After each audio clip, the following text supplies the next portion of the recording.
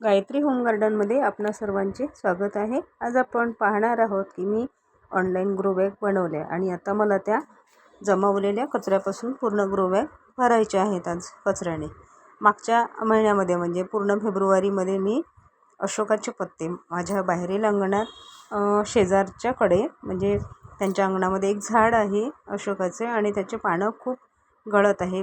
फरवरीमध्ये मी तो पूर्ण कचरा गोळा केला। म्हणजे प्रत्येक दिवशी सकाळी एक टोपलं आणि संध्याकाळी एक टोपलं असं मला ती वाळलेली पानं सुकी पत्ते मिळायची अशोकाची आणि ती मी गोळा करून आपल्या गच्चीवर एका कॉर्नरला पूर्ण वाळवायला ठेवली पूर्ण फेब्रुवारी महिन्यामध्ये। आणि आता ती छानपैकी कुरकुर अशी वाढलेली आहे, त्यामुळे ती या ग्रो बॅगमध्ये आरामात एक महिन्याचा तो कचरा म्हणजे ती वाळलेली सुकी पत्ती यामध्ये बसून जातात।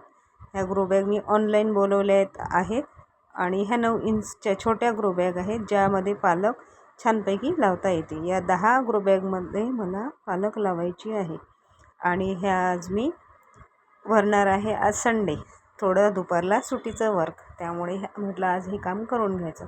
आता हा उन्हाळ्यामध्ये जेव्हा आपण कचरा त्यामध्ये भरतो तेव्हा त्याला त्या खाली कचरा पूर्ण तो म्हणजे कचरा म्हणजे ती सुकलेली पाने पूर्ण टाकायची। नंतर 1 महिन्यामध्ये जे घरातील केर कचरा जमा झालेला आहे तो यामध्येच मी फिलअप करणार आणि नंतर मग त्याला रोज हळूहळू थोडं वर त्यामध्ये माती टाकून पाणी देत राहणार। म्हणजे उन्हाळ्यामध्ये 2 महिन्यामध्ये तो कचरा छानपैकी डिकम्पोज होतो आणि त्या मातीमध्ये जी माती आपण यामध्ये मिक्स करू त्यामध्ये गांडूळ आहेतच, तर ती गांडूळ त्या सुकी पत्तीला छानपैकी कंपोस्ट त्याचे तयार करतात आणि यावर मग छान पालकाचे बीजारोपण होते।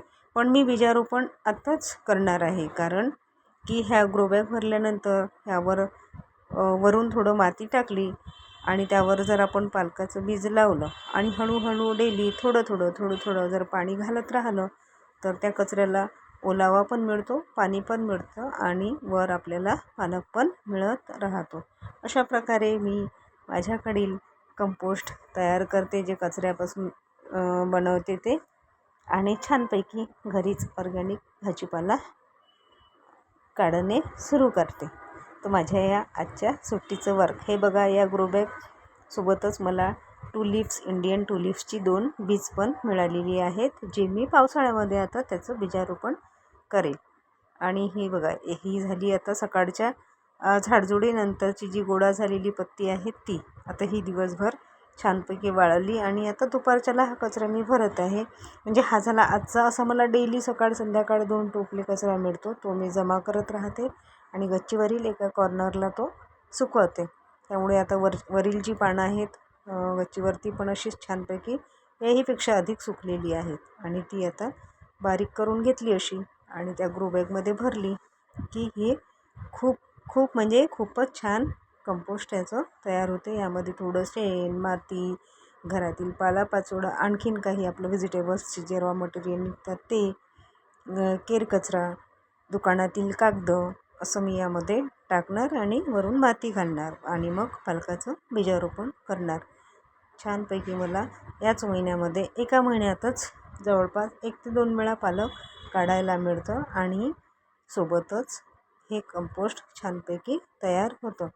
म्हणून म्हणते सुरू करा गार्डन बनवणे। व्हेजिटेबल गार्डन बनवणे खरंच खूप इझी आहे। आता ही जी कारल्याची पानं आहे ही पण मी यामध्ये घालणार, पण अशी नाही, सुकवून।